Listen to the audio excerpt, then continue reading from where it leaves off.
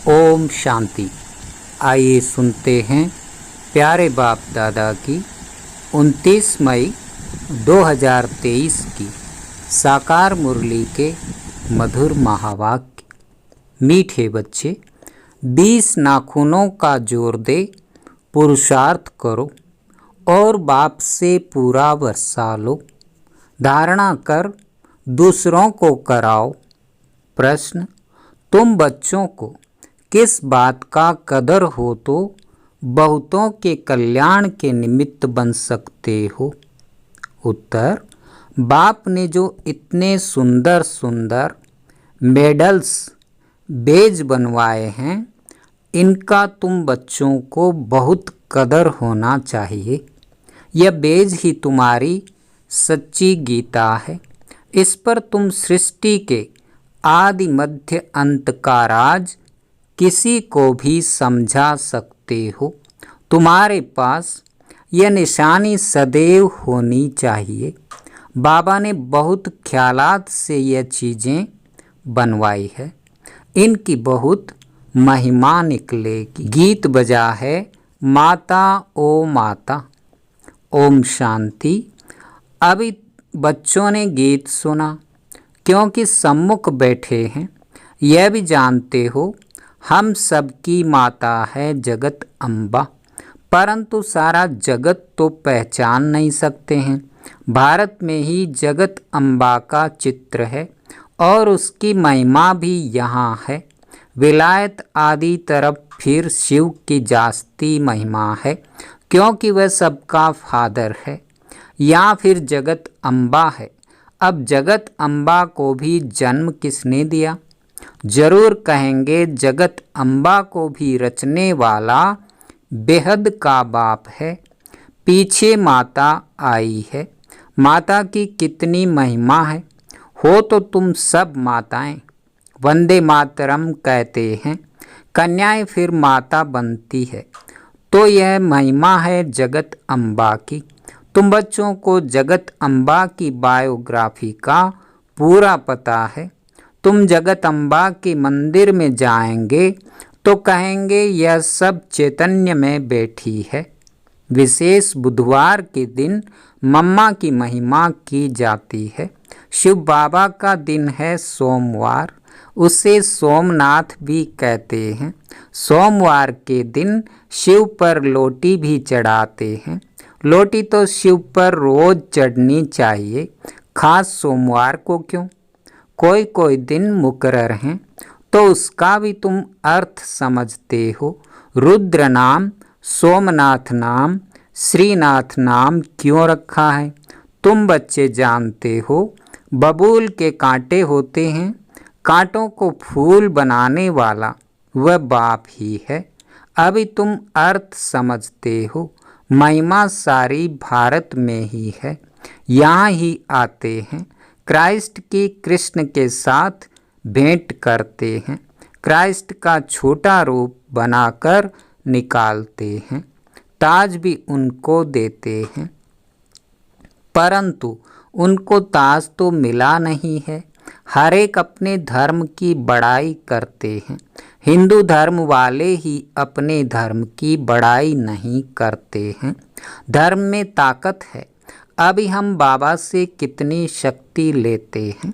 इस गीत में मम्मा की महिमा है, लेकिन बाबा न होता तो शिव शक्तियाँ कैसे होती? वंदे मातरम के लायक कहाँ बनती? भगवान कहते हैं वंदे मातरम। सन्यासियों का निवृत्ति मार्ग भी ड्रामा में नोंधा हुआ है। बाप आकर समझाते हैं बरोबर यह भी अच्छा धर्म है। धर्म सब पहले अच्छे होते हैं। जो भी नई आत्माएं आती हैं वह अच्छी होती हैं, अपना प्रभाव निकालती हैं। जैसे अरविंद घोष आया तो उनकी कितनी महिमा निकली। उन द्वारा छोटा मठ स्थापन हुआ। बाबा ने समझाया है कि नई आत्माएं आती हैं, आकर अपना मठ पंथ स्थापन करती हैं। जैसे आर्य समाजी है। अब दयानंद को कितना समय हुआ? पिछाड़ी की छोटी छोटी टाल टालियाँ हैं, जैसे चिदाकाशी है। बहुत बहुत करके 100 वर्ष हुआ होगा। कितना चल गया है, महिमा कितनी है। क्योंकि हिंदू धर्म वाले अपने धर्म को न जानने कारण और धर्मों में घुस जाते हैं। अब तुम जान गए हो, बना बनाया ड्रामा है जो रिपीट होता है। कैसे कैसे धर्म स्थापन होते हैं। आखिर सृष्टि को पुराना जरूर बनना है। बाप कहते हैं नया बनाने वाला सिर्फ मैं हूँ। इस समय सब जड़ जड़ी भूत अवस्था में है। भक्ति मार्ग का अब अंत होता है, ज्ञान का है आदि। सतयुग में यह ज्ञान नहीं चलता है। ज्ञान एक ही बार बाबा देते हैं, फिर 21 जन्म ज्ञान की दरकार नहीं रहती। बाप से वर्षा मिल जाता है, फिर सतयुग त्रेता में पढ़ाई होती नहीं। अविनाशी बाप द्वारा अविनाशी पढ़ाई होती है। 21 जन्म फिर उनका फल मिलता है।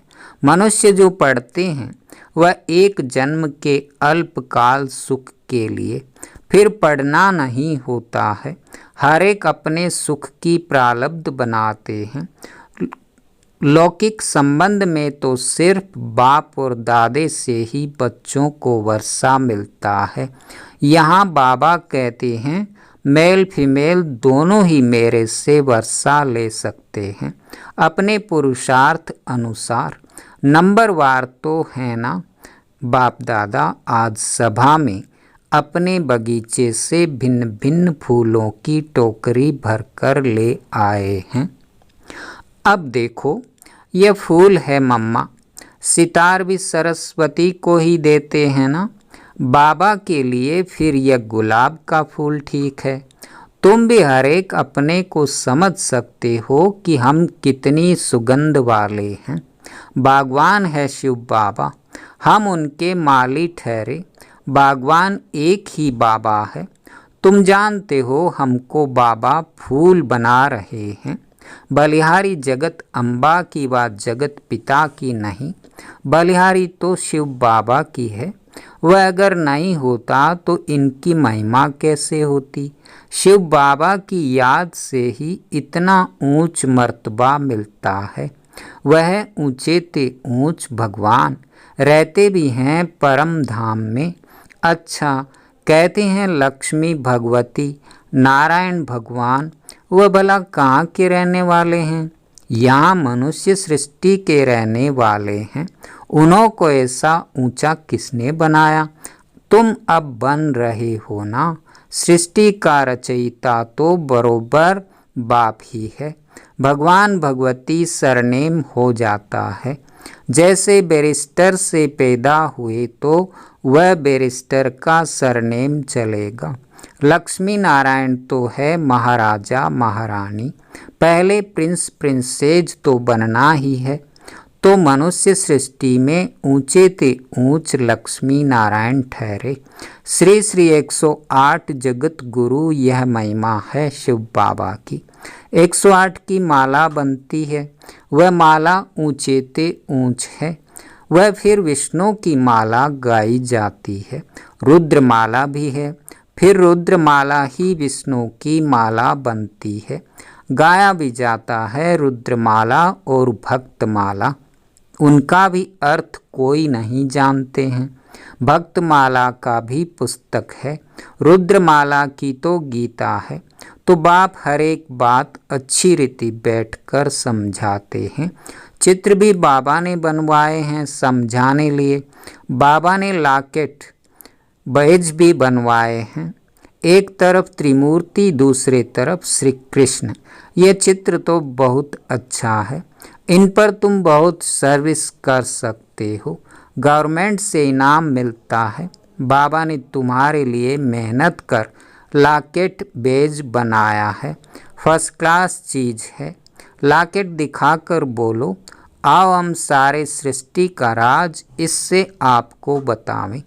हम तुमको त्रिकालदर्शी त्रिलोकीनाथ विश्व का मालिक बना सकते हैं। बुद्धि में आता है ना। इसमें नॉलेज बहुत अच्छी है। इनसे हम तुमको विश्व के आदि मध्य अंत का ज्ञान देते हैं। सतयुग में कौन राज्य करते हैं, त्रेता में कौन करते हैं। हम तुमको स्वदर्शन चक्रधारी बना देता हूँ, जिससे तुम फिर चक्रवर्ती राजा बनेंगे। अभी बाबा फिर आकर ज्ञान का तीसरा नेत्र देते हैं। बरोबर हम मूल वतन में बाबा के पास थे। ये बातें और कोई की बुद्धि में नहीं रह सकती। तुमको जो सिखाया जाता है सो नया भल वह गीता है, परंतु हम उसको भी उठाते नहीं तो कहते हैं गीता से तुम अपने मतलब की बातें उठाते हो। बाबा जानते हैं कोई कोई बच्चे अच्छे सर्विसेबल है। सेना में तो बहुत है ना, पांडव सेना में भी यह हैं। बाप कहते हैं फलाना बच्चा बहुत अच्छा है, धारणा कर औरों को कराने वाला है। 20 नाखूनों का जोर देकर भी बाप से वर्षा लेना है, नहीं तो बहुत पछताएंगे। तुम बच्चों के लिए तो खास ट्रिब्यूनल बैठेगी, साक्षात्कार कराएंगे। देखो तुमको कितना समझाते थे, भक्ति मार्ग में जन्म जन्मांतर गाते आए हो। तुम पर बलिहार जाऊं, तुमको ही याद करेंगे। उनका भी अर्थ तुम अब समझते हो। ऐसे भी कहते थे कि सब कुछ ईश्वर ही देता है, फिर ईश्वर बच्चा देकर लेता है तो ईश्वर को गाली देने लग जाते हैं। तुम ऐसे हो, यह हो कह देते हैं। दुख भी तुम देने वाले हो, सुख देने वाले को दुख देने वाला कह देते हैं। तो बेहद का बाप समझाते हैं तुम कितने बेसमझ बन गए हो। बाबा कितना अच्छी रीति समझाते हैं। लॉकेट में बड़ी अच्छी नॉलेज है, सभी वेदों शास्त्रों का इसमें सार है, परंतु बच्चों को इतना महत्व लॉकेट का नहीं है। इतनी दूरादेश विशाल बुद्धि नहीं है।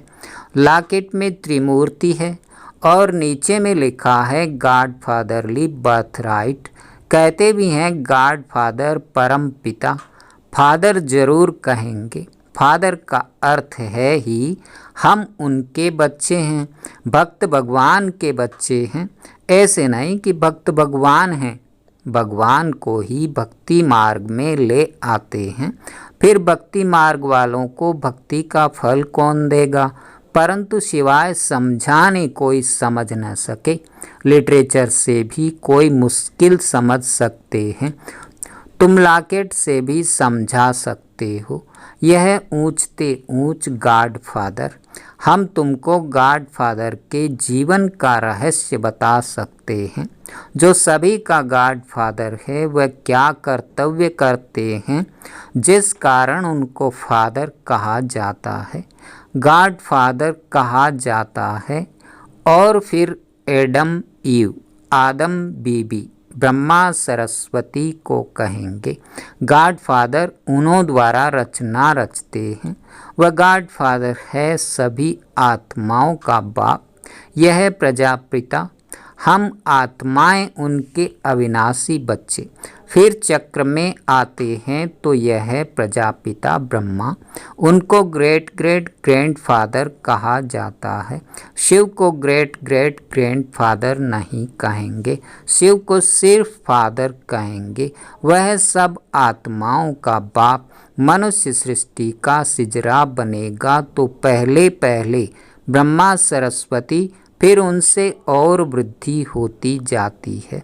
ऊंचते ऊंच परमपिता परमात्मा, उनसे देवी देवता धर्म की स्थापना होती है। फिर नंबरवार और धर्मों की स्थापना होती है। ब्रह्मा को हमेशा बूढ़ा दिखाएंगे, ग्रेट ग्रेट ग्रैंड फादर है ना। तुम बच्चे जानते हो शिव बाबा ने ब्रह्मा द्वारा हमें अपना बनाया है। अभी हम उनसे बेहद का वसा लेते हैं। दलाल को अपनी दलाली भी मेहनत से मिलती है। गाते भी हैं सतगुरु मिला दलाल के रूप में। ये सब बातें बेट समझाते हैं। तो बच्चों की बुद्धि में बैठ जाना चाहिए।